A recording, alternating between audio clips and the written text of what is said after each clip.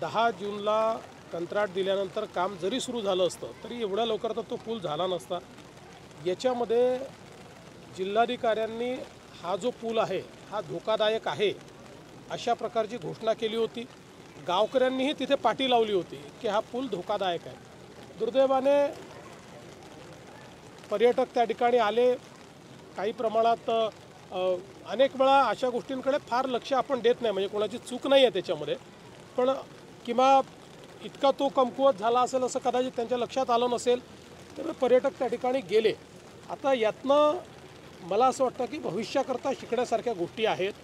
कारण मी ज्यावेळेस काल कलेक्टरांशी बोललो त्यावेळेस अशा वेगवेगळ्या प्रकारच्या पावसाळ्यात ज्या धोकादायक अशा जागा होतात पण जिथे पर्यटक जातात अशा 500 जागा आहेत त्यांनी मला सांगितलं की ज्याचं नोटिफिकेशन वेगवेगळ्या प्रकार, म्हणजे सगळीकडे पूल आहे असं नाही, काही ठिकाणी पाणी वरपर्यंत येतं, काही ठिकाणी पाण्याचा जो बहाव आहे तो वेगवेगळ्या प्रकारे आहे, त्याचं नोटिफिकेशन काढलं जातं। त्या ठिकाणी काही ठिकाणी पोलीस देखील ठेवले जातात, काही ठिकाणी गावकऱ्यांना देखील इन्व्हॉल्व केलं जातं।